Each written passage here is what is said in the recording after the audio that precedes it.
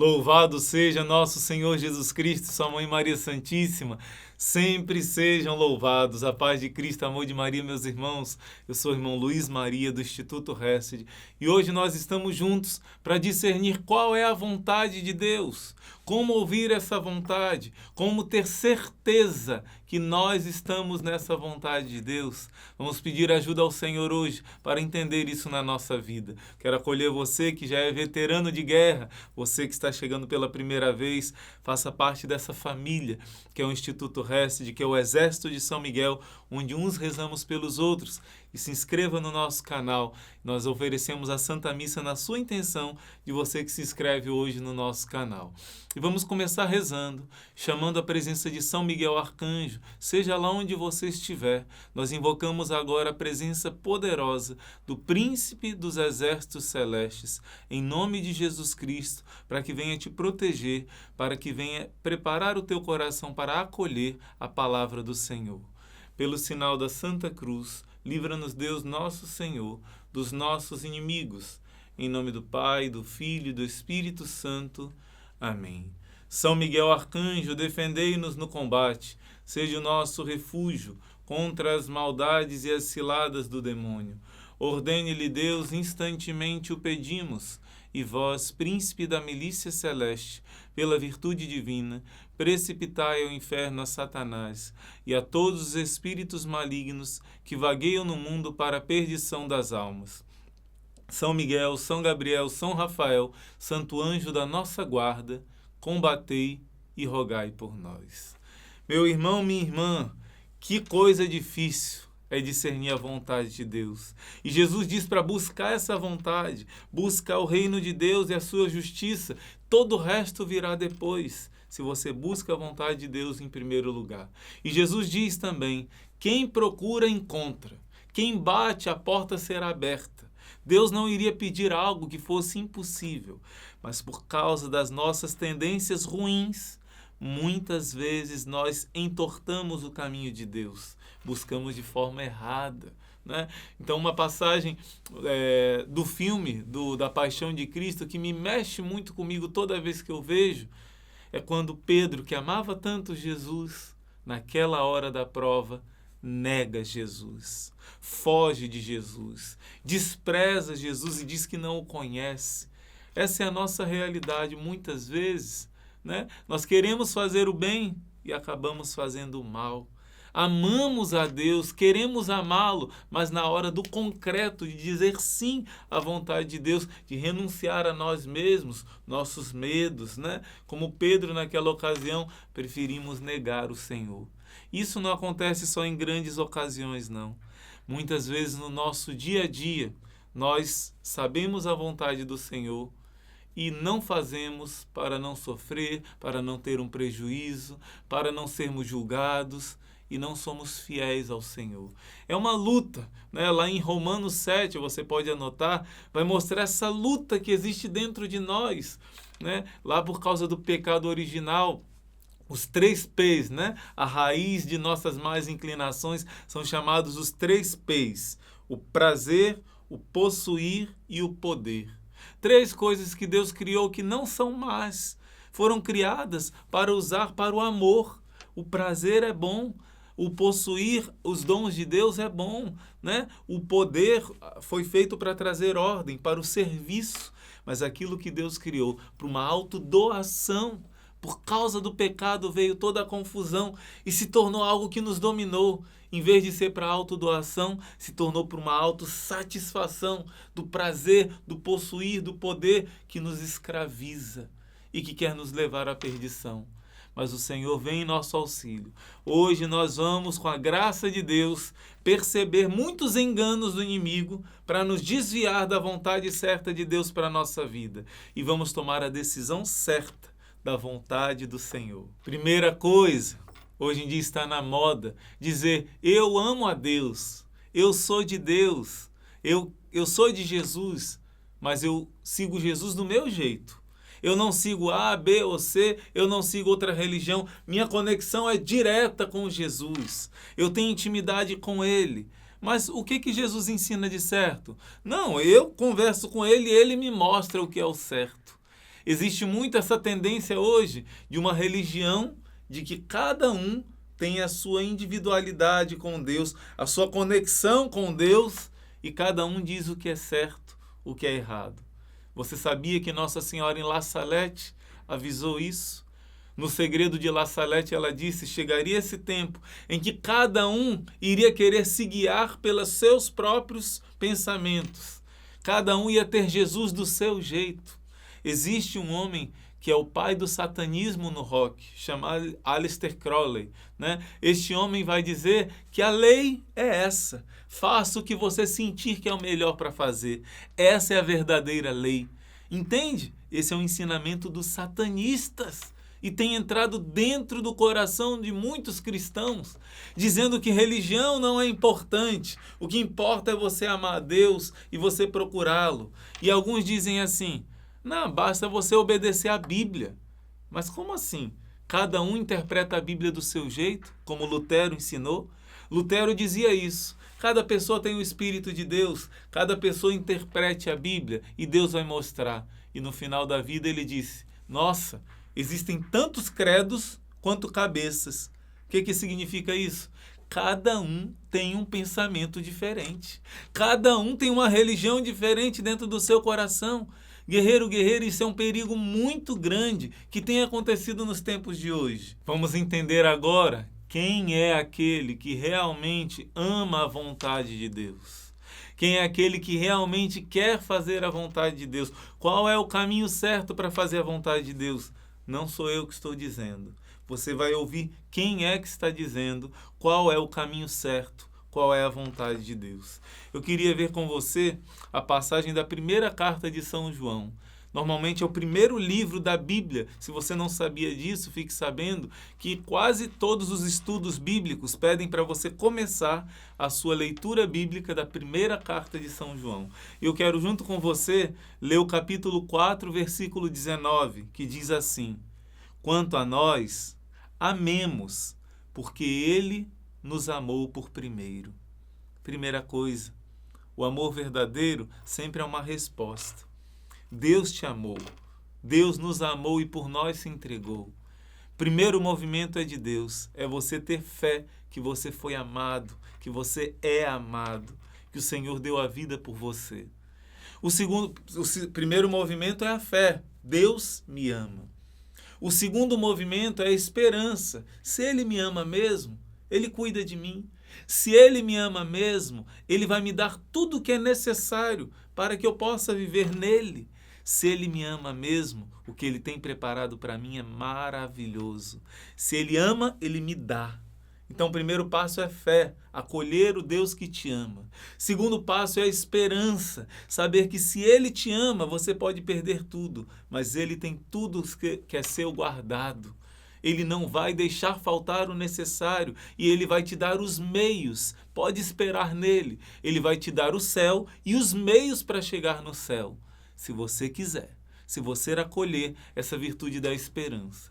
E o terceiro é o amor, a caridade. Se Deus me ama, se Deus me dá tudo, agora eu vou provar que eu amo a Deus se eu retribuo tudo isso que Ele me dá. Por isso é que essa mesma página da Escritura, já no capítulo 5 da primeira carta de João, vai dizer assim: o que é o amor de Deus? Pois este é o amor de Deus, observar os seus mandamentos. Primeiro passo, Deus me ama. Segundo passo, Ele me dá tudo o que eu preciso. Terceiro passo, eu preciso me entregar todo a Ele. Eu preciso renunciar a mim mesmo. Ele renunciou a tudo para me salvar. Eu preciso, em gratidão, entregar a minha vida nas mãos dele. Eis o amor de Deus. Observar os seus mandamentos. E ele continua: e os seus mandamentos não são pesados. Olha o que Jesus passou por nós. E obedecer os mandamentos é o mínimo que ele exige para ir para o céu. O jovem rico perguntou: bom mestre, que devo fazer para ir para o céu, para ter a vida eterna? Jesus disse: só Deus é bom, obedeça os mandamentos de Deus. E se nós não obedecermos, somos nós que estamos rejeitando esse amor, estamos sendo ingratos a esse amor. E a palavra continua: Pois todo aquele que nasceu de Deus vence o mundo, vence as tentações do mundo, porque o amor de Deus é maior, né? Seus mandamentos não são pesados para quem se entregou a esse amor. E ele vai terminar dizendo: e esta é a vitória que vence o mundo, a nossa fé. Nunca deixar a dúvida sobre esse amor de Deus por nós. Nunca abandonar esse amor de Deus que nos ama por primeiro e nos dá força para retribuir esse amor. Mas, irmão, aí que está o problema. A fé hoje em dia está muito confusa. Como Jesus disse em Lucas 18, quando o Filho do Homem vier, acaso encontrará fé sobre a terra? É muita confusão, irmão. Como saber qual é o ensinamento certo? Cada um diz uma coisa e até dentro da igreja, um diz uma coisa, outro diz outra coisa. É agora que o Senhor quer te mostrar o caminho certo, o caminho seguro da salvação. Anota aí, guerreiro, anota aí, guerreira, porque ninguém vai poder refutar esses argumentos que o Espírito Santo vai te dar agora, para ter certeza de estar no caminho certo. Olha, nessa mesma página aqui, olha, só faço virar a página e a gente vai para o capítulo 4 da primeira carta de São João, versículo 6. São João, apóstolo predileto de Jesus, vai dizer: nós somos de Deus. Muita gente está dizendo que é de Deus, seguindo seus mandamentos, a sua doutrina e a sua vontade. João está dizendo: nós somos de Deus. Jesus vai dizer em outra passagem, Mateus, não é aquele que diz Senhor, Senhor, mas é aquele que me tem como Senhor da sua vida realmente. Aquele que faz a vontade do meu Pai. Jesus vai dizer também, quando dizem, feliz o ventre que te trouxe, o seio que te amamentou, ele diz, antes são felizes os que ouvem, como Nossa Senhora ouviu, e colocam em prática a palavra de Deus, a vontade de Deus. E João vai dizer, nós somos de Deus. Quem conhece a Deus, nos ouve. Quem não é de Deus, não nos ouve.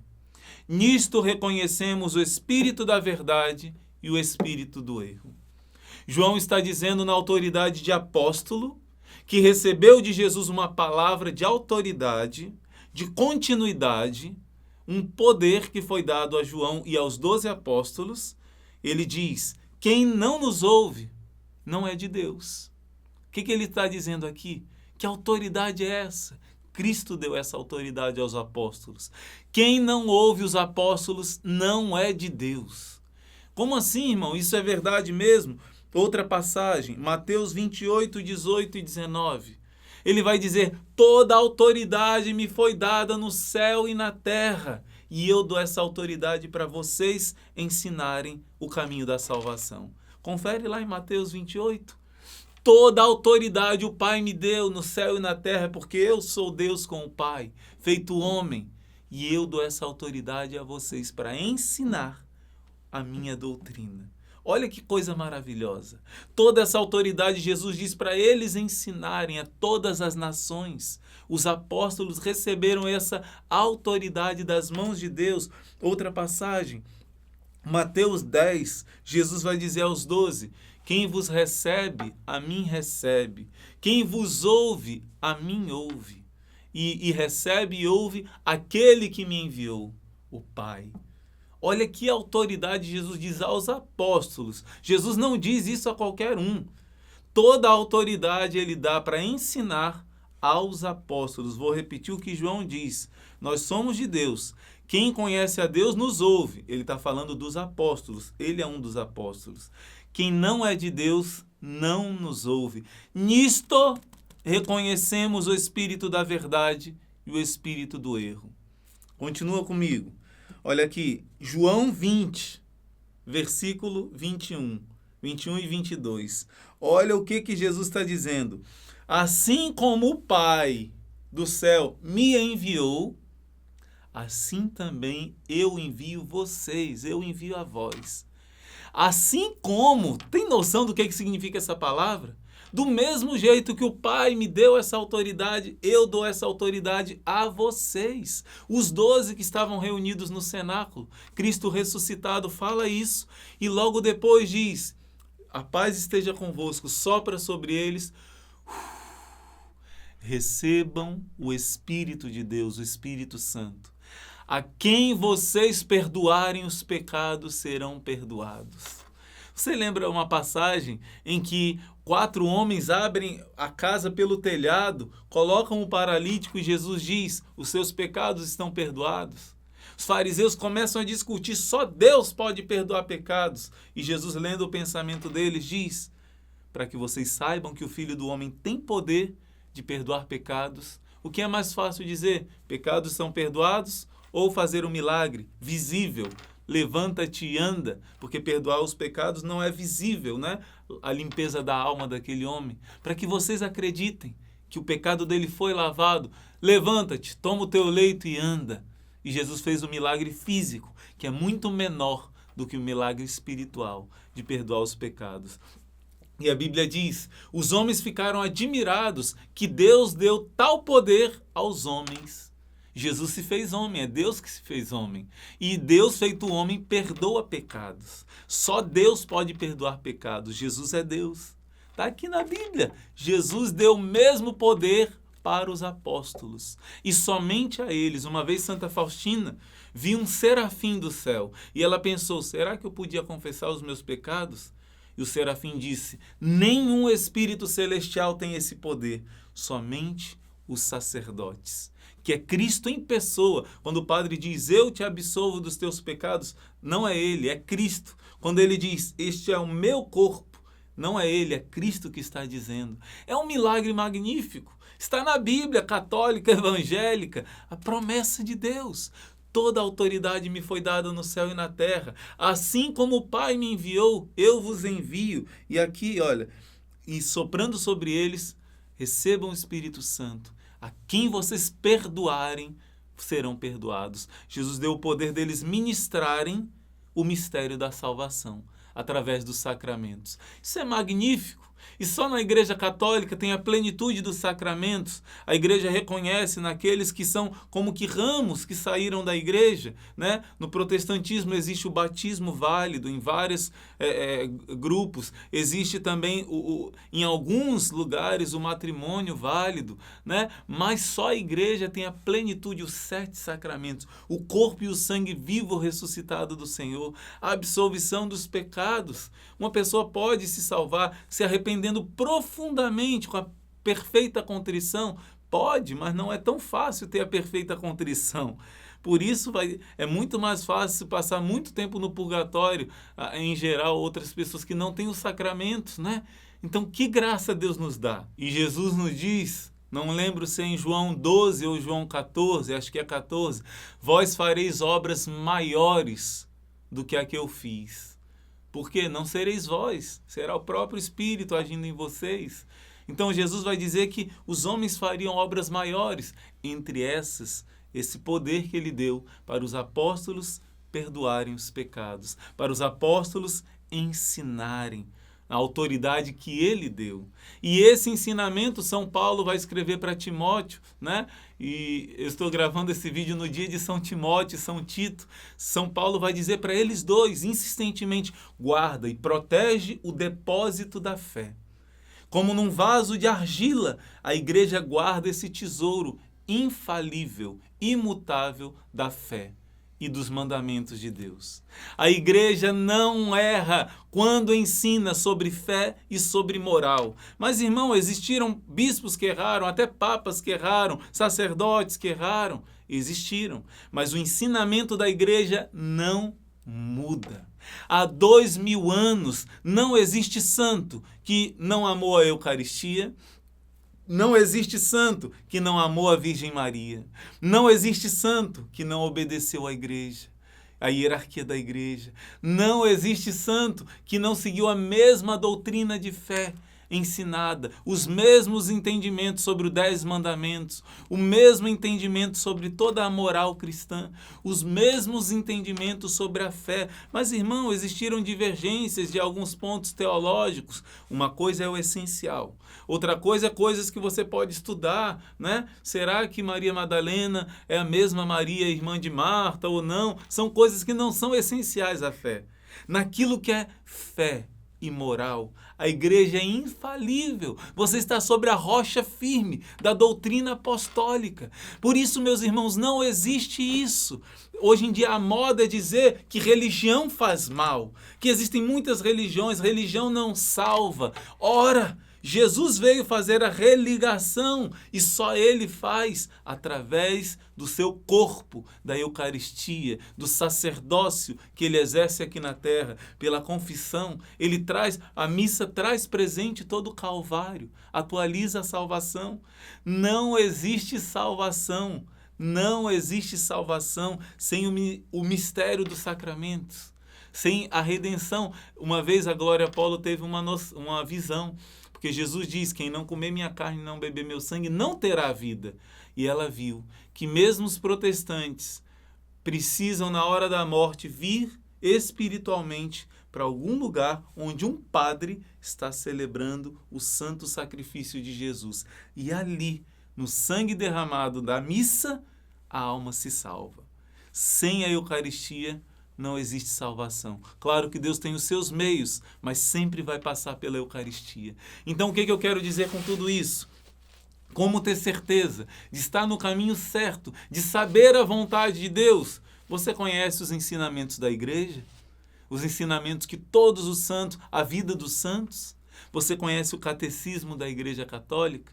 Uma dica, algo que o Papa Bento XVI fez há um tempo atrás e facilitou muito. Existe o compêndio do catecismo da Igreja Católica. Existem outros catecismos antigos, catecismo de São Pio X, catecismo romano de São Pio V, né? Ali tem a doutrina infalível de sempre da igreja. Então você tem certeza de estar no caminho certo, seguindo o que a igreja ensina. Não um bispo, não um padre, não ensinamentos esse ou aquele, mas o que a igreja ensina. E se você busca em primeiro lugar obedecer a tudo que a igreja te ensina como caminho verdadeiro, você está no caminho seguro. Todo o resto será acrescentado na sua vida. Deus vai mostrar todo o resto da sua vocação, com o caminho seguir. Deus vai te iluminar a sua profissão, o que deve fazer, como decidir, se você busca em primeiro lugar viver a fé correta e os mandamentos corretos. Se você entrega a sua vida nas mãos do Senhor sem reserva, tenha certeza, todo o resto vai vir por acréscimo. Deus vai cuidar de tudo se você colocar em primeiro lugar fazer a vontade dele na sua vida. Não é quem diz Senhor, Senhor, mas quem faz a vontade do meu Pai. Onde é que está a vontade do Pai? Na Escritura, no ensinamento da igreja, os 10 mandamentos. Conheça o catecismo, obedeça. Viva na graça de Deus, comungue na graça de Deus e tenha certeza, todo o resto vai vir por acréscimo. Eu queria pedir, a nossa tarefa de hoje será hoje, no terço do combate, nós vamos fazer uma entrega do senhorio de Jesus. Renúncia das nossas próprias vontades, dos nossos apegos, renúncia daquilo que é o nosso eu, essa doutrina satânica que esse satanista dizia, faça o que você quiser. Não. Eu quero renunciar a minhas vontades e descobrir a vontade de Deus, seguir os mandamentos de Deus, seguir a vontade de Deus para a minha vida. E hoje nós vamos fazer uma entrega do senhorio de Jesus na nossa vida, com todo o nosso coração, com toda a nossa seriedade. E ninguém diz que Jesus é o Senhor se não estiver com o Espírito Santo, diz São Paulo em Coríntios 12. Ninguém dizer de coração, né? Se tua boca proclamar e o teu coração acreditar, proclamando que Ele seja o dono, o Senhor da sua vida, tu serás salvo. Não é dizer boca para fora, nem todo aquele que diz Senhor, Senhor, mas aquele que quer fazer a vontade do Senhor, e todo o resto vai vir por acréscimo. E eu quero te convidar de deixar escrito aqui no comentário essa palavra forte. São Paulo diz, ninguém diz Jesus é o Senhor se não estiver o Espírito Santo agindo nessa pessoa. O diabo nunca fala que Jesus é o Senhor. No exorcismo, ele pode dizer que Jesus é o Filho de Deus, mas dizer que é o Senhor significa que eu entreguei a minha vida nas mãos dele e que ele é o rei, que ele é o dono do meu coração, da minha história, das minhas atitudes.